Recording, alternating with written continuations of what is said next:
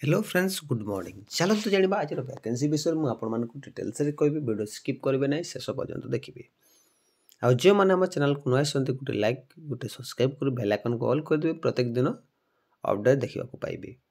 आ गोटे कथा जो मैंने आम टेलीग्राम चैनल पर्यंत जॉइन होना शीघ्र जाए जॉइन हूँ से आपको सब प्रकार स्टडी मटेरियल प्रोवाइड कर प्रिपरेशन हेल्प मिल जो वैकेंसी आसी देखु एटा सुप्रीम कोर्ट तरफ वैकेंसी आसी एतिर लो डिवीजन लॉ क्लर्क आसी और रिसर्च एसोसिएट एवं डीओ पोस्ट वैकेंसी रोचे किंतु इतिरे देखंतु आपण 90 गोटी देखंतु एतिरे सुप्रीम कोर्ट तरफ जो आसी एतिरे 90 गोटी पोस्ट एतिरे बहुत मेल फीमेल समस्त आवेदन करि पारिबे। एतिरे ऑनलाइन रे एप्लिकेशन हबो वीडियो डिस्क्रिप्शन रे यार जेमिति ऑनलाइन करबे तार साइटटा मध्ये दे देबी सेमिति मध्ये आपण माने ऑनलाइन करि पारिबे।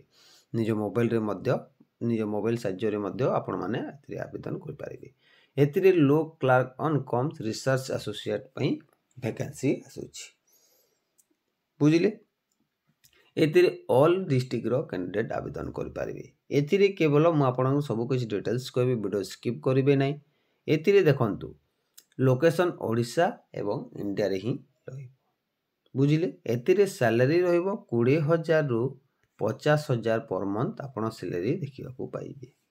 सिलेक्शन प्रोसेस इंटरव्यू रहिबो जॉब सिलेक्शन प्रोसेस इंटरव्यू रहिबो जॉब रहिबो परमानेंट जॉब टाइप रहिबो एवं एतिरे जो एजुकेशन क्वालिफिकेशन मु आपण को कहउची एति ध्यान दे देखंतु एतिरे एजुकेशन क्वालिफिकेशन कोन मागिची देखंतु मेनली लॉ कइतबा कथा ता सहित बैचलर डिग्री बा +3 टे यदि पास करिसंती ना देन आपण माने एतिरे आवेदन कर पारिबे बुझिले।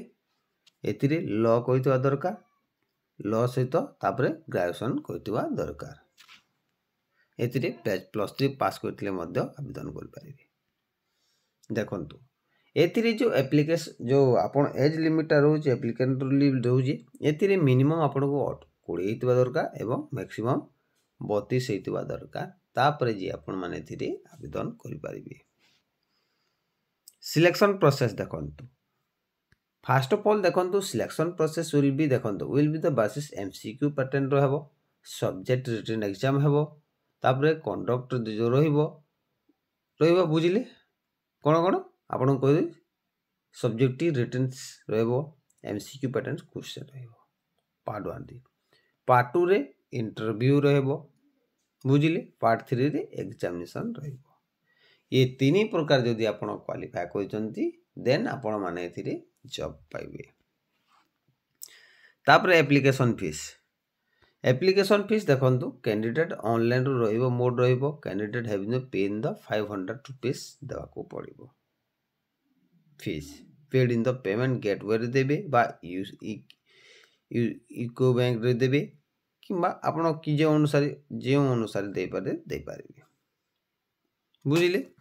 डेटटा देखिबे डेटटा देखंतु 24 जनवरी रे ऑलरेडी स्टार्ट हो सारी यार लास्ट डेट होजी 15 फेब्रुआरी या लास्ट डेट रिटन एग्जाम हेबो 10 मार्च रे हेबो आंसर पब्लिश डेट रहिबो 11 मार्च रे रहिबो से अनुसार आपण मान को क्लियरली कहि दउची आपण अल्प किछि दिन रहिला 15 दिन बोला 12 दिन खंडे रहिला आपण शीघ्र जाई आवेदन करि दियंतु। एटा केवल +3 रे जदि आपण पास्ट कहिसंती ना देन आपण माने एतिरे आवेदन कर पारिबे बुझिले।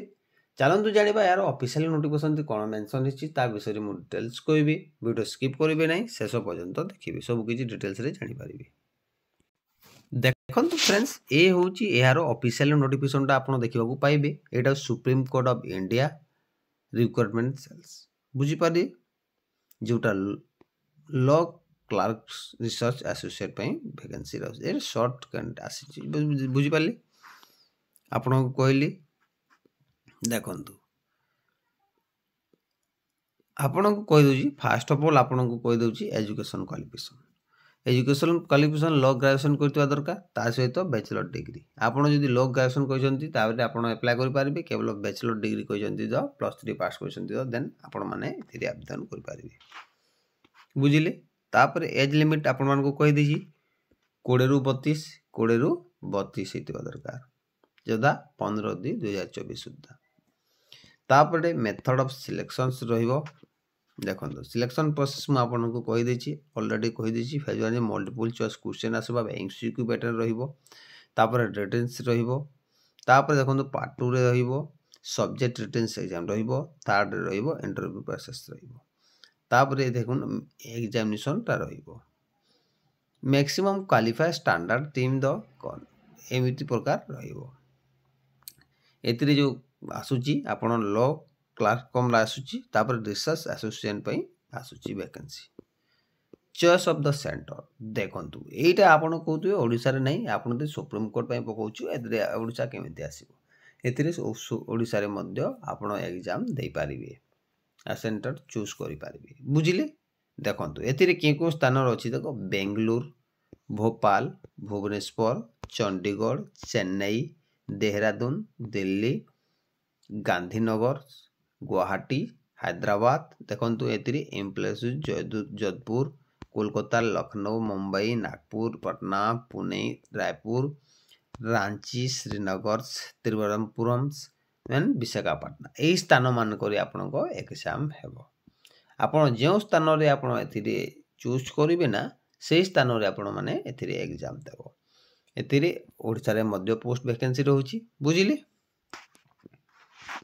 ତାପରେ ଡେଟ୍ ଅଫ୍ ରିଟିନ୍ ଏକ୍ଜାମିନେସନ୍ ମୁଁ ଆପଣଙ୍କୁ କହିଦେଉଛି। ଦେଖନ୍ତୁ ଏଥିରେ ଲ କ୍ଲାର୍କ ଯେଉଁ ରିସର୍ଚ୍ଚ ଆସୋସିଏଟ୍ସ ପାଇଁ ଯେଉଁ ଭ୍ୟାକେନ୍ସି 2 ପ୍ରକାର ଆସୁଛି, ଏଥିରେ 10/3/2024 ମଡ଼େଲ୍ ଆନ୍ସର୍ କ୍ୱେଶ୍ଚନ୍ସ ଅପଲୋଡ଼ ହୋଇଯିବ ୱେବସାଇଟ୍ରେ, ଯଥା 12 ବଜେ ତକ ଲୋଡ଼ ହୋଇଯିବ।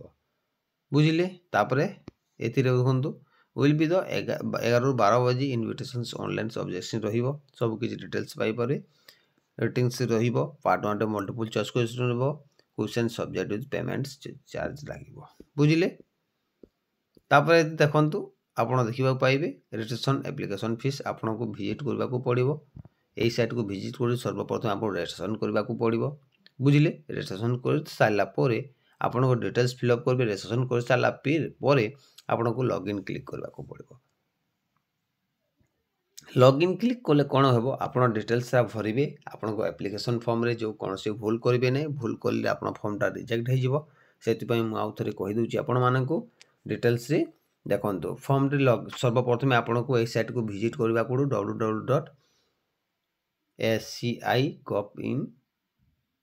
ସର୍ଚ୍ଚ କରିବେ। ସର୍ଚ୍ଚ କରି ଲଗ୍ଇନ୍କୁ ଯିବେ। ଲଗ୍ଇନ୍ ଯିବା ପରେ ଆପଣ ଫର୍ମଟା ଡିଟେଲ୍ସ ଫିଲ୍ଅପ୍ କରିବେ। ଫିଲ୍ଅପ୍ କରିସାରିଲା ପରେ ଆପଣ ପେମେଣ୍ଟଟା କାଟିବେ। ପେମେଣ୍ଟ କାଟି ସାରିଲେ ଆପଣଙ୍କ ସବମିଟ୍ଟା ହୋଇଯିବ। ବୁଝିଲେ? ତା ସହିତ କ୍ଲୋଜିଂ ଡେଟ୍ ଅଫ୍ ଆପ୍ଲିକେସନ୍ ଦେଖନ୍ତୁ। କ୍ଲୋଜିଂ ଡେଟ୍ କେବେ ରହୁଛି ଦେଖନ୍ତୁ 15/2 ହେଉଛି ୟାର ଲାଷ୍ଟ ଡେଟ୍ଟା ରହୁଛି କ୍ଲୋଜିଂ ଡେଟ୍। ବୁଝିଲେ? ତାପରେ ଦେଖନ୍ତୁ ଏଇଟା ତ ଇଣ୍ଟରସେକ୍ସନ୍ ରହୁଛି, ଏଇଟା ଆପଣ ଚେକ୍ ମଧ୍ୟ କରିପାରିବେ। ସବୁକିଛି ଡିଟେଲ୍ସ ମଧ୍ୟ ଚେକ୍ କରିପାରିବେ। ବୁଝିଲେ? ତା ସହିତ ଭିଡ଼ିଓ ପସନ୍ଦ ଲାଗିଲେ ଗୋଟେ ଲାଇକ୍, ଗୋଟେ ସବସ୍କ୍ରାଇବ୍ କରିନେବେ। ଏମିତି ପ୍ରତ୍ୟେକ ଦିନ କିଛି ନା କିଛି ଅପଡ଼େଟ୍ ଆପଣମାନେ ଆମ ଚ୍ୟାନେଲରେ ପାଇପାରିବେ।